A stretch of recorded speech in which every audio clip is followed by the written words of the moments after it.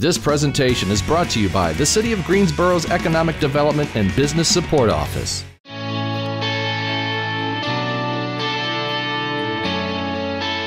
Crowdfunding is leveraging your network to fund a project or a business via an online portal. That's the best way to put it. There's several sites. Crowdfunder is the #1 crowdfunding website for businesses. Kickstarter especially is for arts and arts-based projects, music projects. Indiegogo is more of a free-for-all. You're not vetted. Anybody can sign up and run a campaign. People run campaigns there for anything from books like I've done to recording an album to paying for a hospital bill. And then there are companies obviously that use it to fund startups. What they all do is you raise an amount of money and they take a percentage at the end of it.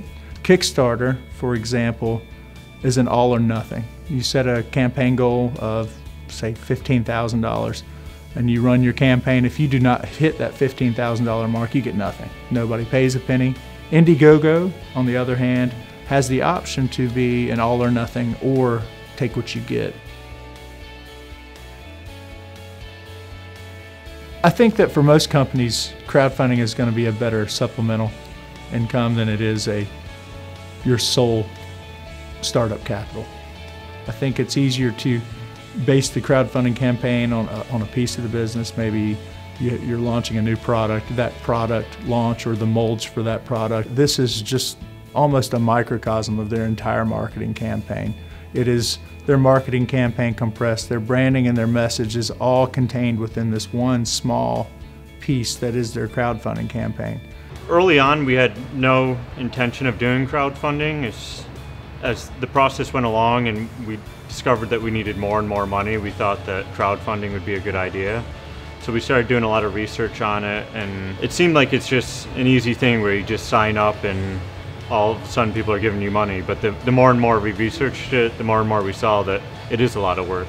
A business owner really should realize that the majority of work they're going to do on a crowdfunding campaign is going to be before they launch it, where it should be.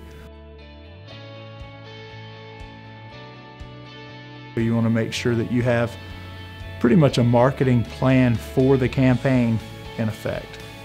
You don't want to just fly loosely out there and pull the trigger. You're going to want to have created your online networks, your Facebook, your Twitter, and you need to be actively engaged with all these people because what you're in effect doing is asking them to promote the project and your business. Before we even started with the crowdfunding, we already had over 1,500 Facebook followers. We were really on top of all of the social media. We had Twitter accounts. We had over 500 Twitter followers. It's really important that you're really on top of the social media stuff. Make sure you have created your email list. You've created your email templates that you're going to send out. You created a schedule for when those are going out. You're going to create what you want your message to look like because you're not just going to send words out. You want to make sure you have pictures that engage people.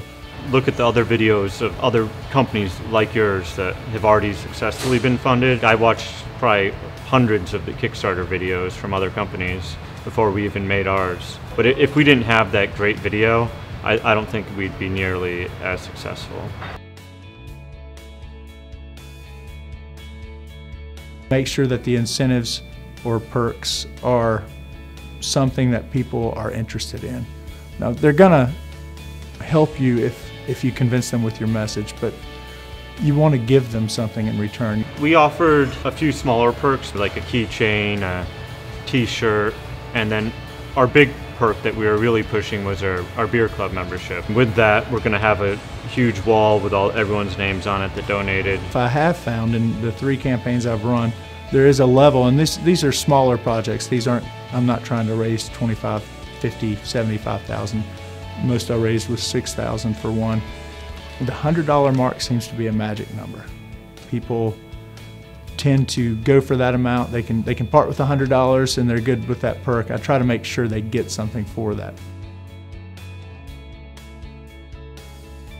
One of the most important things during the campaign is your persistence and your consistency with your message. Every day you have to find a creative way to keep people interested with it. Like on Facebook, you can't just say, hey, check out our Kickstarter page again and do that 30 days in a row. You have to really come up with new ways of doing it, and that's what we found most challenging. there's a lot more work after it's over. We have to mail hundreds and hundreds of t-shirts, keychains, gifts all over the country, and it's just a lot of time coordinating all that, getting people's sizes right, and it's a lot of work that you don't realize. Crowdfunding is not easy. It is another job. It is another piece of your marketing plan.